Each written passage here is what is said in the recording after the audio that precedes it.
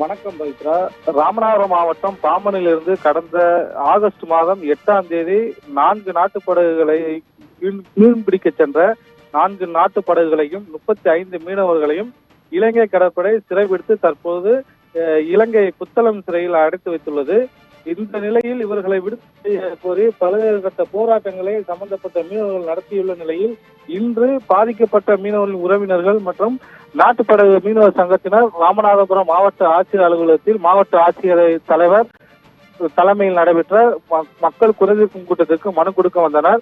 மிகுந்த ஆரவாரத்துடன் பேரணியாக மனு கொடுக்க வந்தபோது இலங்கை சிறையில் உள்ள மீனவர்களின் தாய் மரிய செல்வி திடீரென மணனை ஊற்றி தற்கொலை முயற்சிக்கு முயன்றார். இதனால் அங்கு பரபரப்பு ஏற்பட்டது.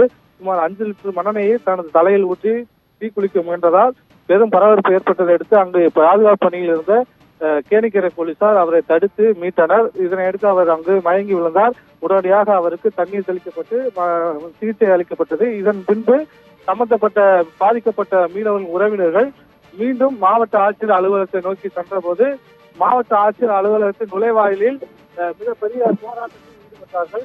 தொடர்ந்து அந்த தரையில் அமர்ந்து இந்திய அரசுக்கு எதிராகவும் இலங்கை அரசுக்கு எதிராகவும் தங்களுடைய கண்டன முழக்கங்களை எழுப்பினர். இலங்கை கடற்படையால் சிறைபிடிக்கப்பட்டு இலங்கை சிறையில் வாடி வரும் இந்த நாட்டுப்படகு மீனவர்களை விடுதலை செய்ய மத்திய மாநில அரசுகள் நடவடிக்கை எடுக்க வேண்டும் என்ற முழக்கங்களை எழுப்பினார்கள். மேலும் நேற்று முன்தினம் இலங்கை சிறையில் உள்ள இந்த பாம்பன் மீனவருடன் அவருடைய உறவினர்கள் பேசும்போது தாங்கள் இங்கேயே உயிரிழந்து விடுவோமோ என்ற ஒரு அச்சம் இருப்பதாகவும் தாங்கள் உயிரிழந்து தங்களுடைய உடல் அங்கு வந்தால் அதனை உடனடியாக அடக்கம் செய்திட வேண்டும் என்ற ஒரு சோகமான செய்தியை அவர்கள் தெரிவித்துள்ளதாக கூறப்படுகிறது. அதேபோல் இலங்கை சிறையில் அவர்கள் மொட்டையடிக்கப்பட்டு வைத்துள்ளதாகவும் அதேபோல் பச்சை குத்தியுள்ளதாகவும் அந்த பச்சை குத்தலில் இந்திய மீனவர்கள் என்ற ஏதோ ஒரு தவறான வார்த்தையை பயன்படுத்தி பச்சை குத்தப்பட்டுள்ளதாக அவர்கள் தெரிவித்ததாக இங்கு வந்த மீனவரின் உறவினர்கள் தெரிவித்துள்ளார்கள்.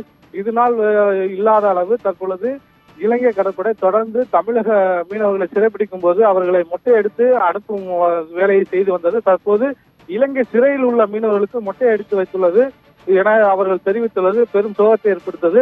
தொடர்ச்சியாக இந்த மீனவருடைய வாழ்வாதாரம் பாதிக்கும் வகையில் இலங்கை அரசு செயல்பட்டு வருவதாகவும் இதனை இந்திய அரசு வேடிக்கை பார்த்து வருவதாகவும் அவர்கள் குற்றம் சாட்டியுள்ளார்கள். உடனடியாக இலங்கை சிறையில் உள்ள நாட்டுப்படகு மீனவர்களை விடுதலை செய்ய நடவடிக்கை எடுக்காவிட்டால் அடுத்த கட்டமாக மிகப்பெரிய போராட்டத்தில் ஈடுபட போவதாகவும் தங்களுடைய உடைமைகளையும் உயிர்களையும் பாதுகாத்துக் கொள்ள தங்களுடைய குழந்தைகளுடன் உயிர்களுக்கு நேரிடும் ஒரு போராட்டத்தை முன்னெடுக்க உள்ளதாகவும் அவர்கள் தெரிவித்துள்ளார்கள். பவித்ரா.